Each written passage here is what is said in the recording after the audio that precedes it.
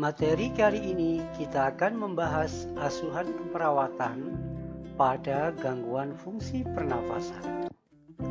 Kasus yang pertama yang kita bahas adalah TB paru.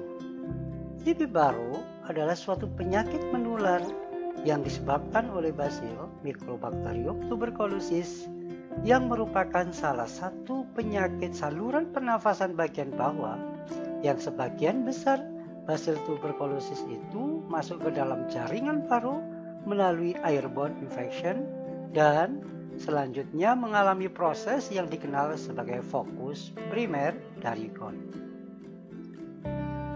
Proses terjadinya tuberkulosis paru atau TB paru yang mengalami masalah-masalah keperawatan diawali dari Mycobacterium tuberculosis masuk ke dalam alveolus akan terjadi respon radang yang terdiri atas leukosit memfagosit bakteri, terjadi demam, dan pelepasan bahan tuberkel dari dinding kavitas.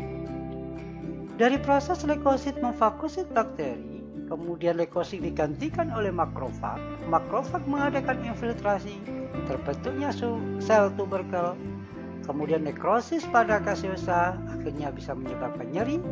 Kemudian terjadi granulasi, jaringan parut kolagenosa, terjadi kerusakan membran alveolar yang bisa menyebabkan gangguan pertukaran gas, kemudian sesak nafas, bisa menyebabkan pola tidur, akhirnya inadequate oksigen untuk beraktivitas yang tentu menyebabkan intoleran aktivitas.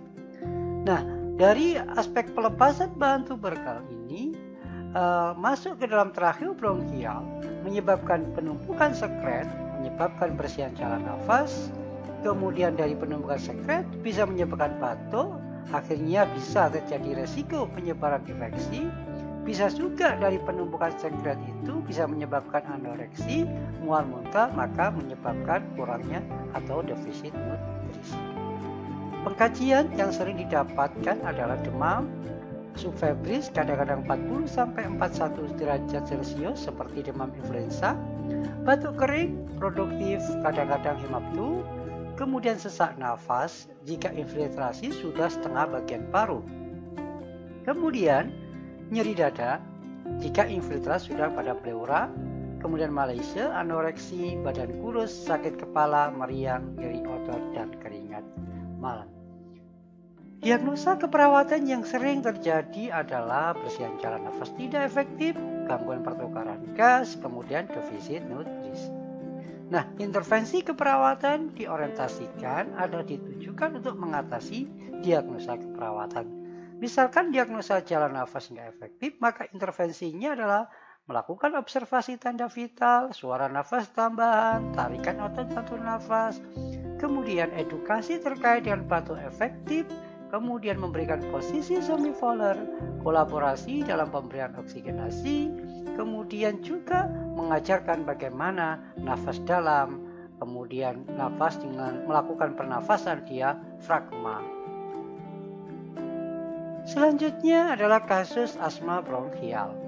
Asma bronkial merupakan gangguan inflamasi kronik saluran nafas yang melibatkan banyak sel dan elemennya. Inflamasi kronik menyebabkan peningkatan hiperresponsif jalan nafas yang menimbulkan gejala episodik berulang berupa mengi, sesak nafas, dada terasa berat, dan batuk terutama pada malam dan atau dini hari. Episodik tersebut berhubungan dengan obstruksi jalan nafas yang luas, bervariasi dan sering bersifat reversibel dengan atau tanpa pengobatan. Nah, proses terjadinya masalah pada asma bronkial adalah diawali dari faktor pencetusnya.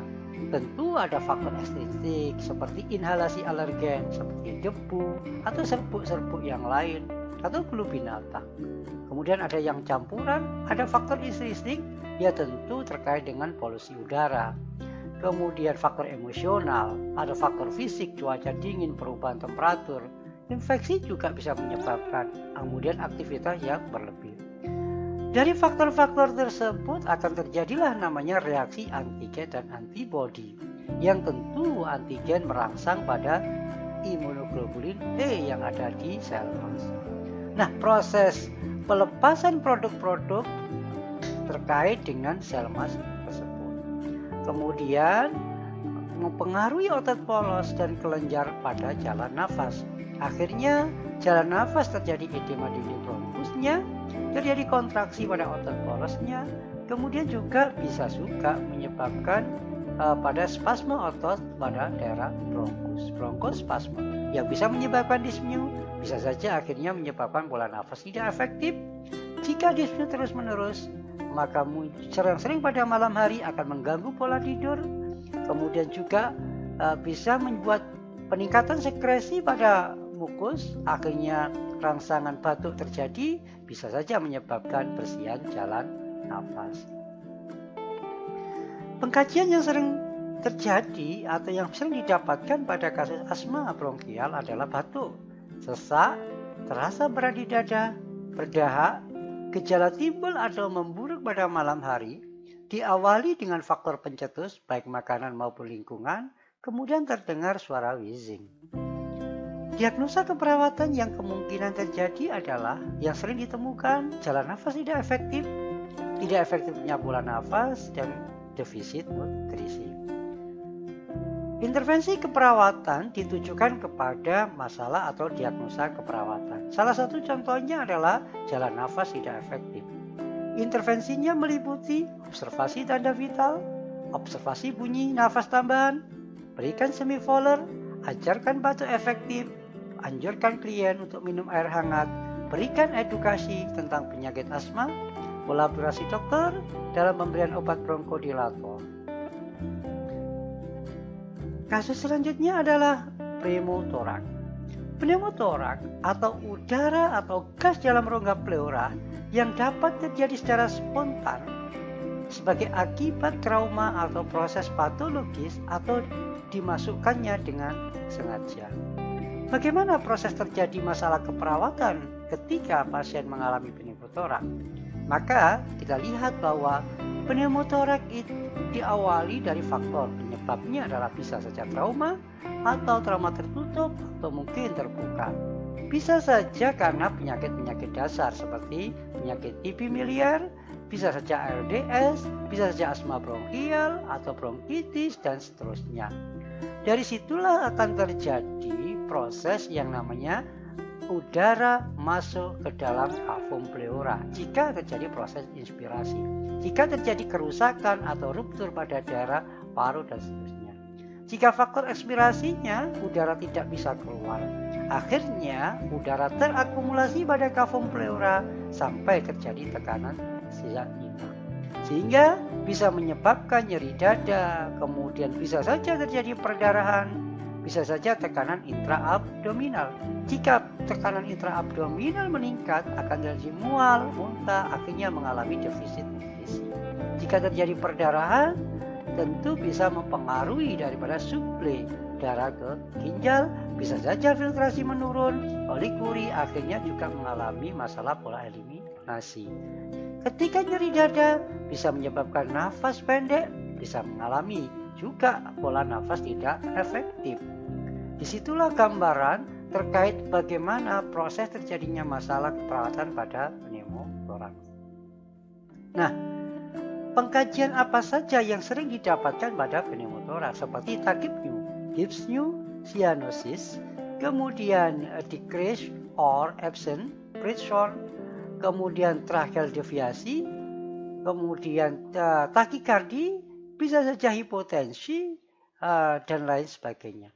Nah, untuk mengatasi kasus pneumotorak atau penata laksana mediknya adalah bagaimana mengeluarkan udara dari rongga pleura dan menurunkan kecenderungan untuk kambuh kembali. Maka prinsipnya adalah observasi dan pemberian tambahan oksigen, aspirasi sesederhana dengan jarum atau pemasukan tub tracheostomi dengan atau tanpa pleurodesis, trakoskopi dengan pleurodesis dan penanganan terhadap adanya bleb atau bula, kemudian juga bisa dilakukan torakotomi. Diagnosa keperawatan yang sering terjadi adalah pola nafas tidak efektif, resiko tinggi trauma pernafasan atau resiko trauma atau komplikasi juga, kemudian defisit pengetahuan. Nah, intervensinya adalah seperti mengatasi masalah keperawatan. Seperti contohnya adalah pola nafas efektif, maka intervensinya adalah identifikasi faktor penyebabnya. Kemudian baringkan klien dalam posisi yang nyaman atau dalam posisi duduk. Observasi tanda vital, lakukan auskultasi suara nafas, bantu dan ajarkan untuk batuk dan nafas dalam yang efektif, kolaborasi untuk tindakan dekompresi dengan pemasangan WSD.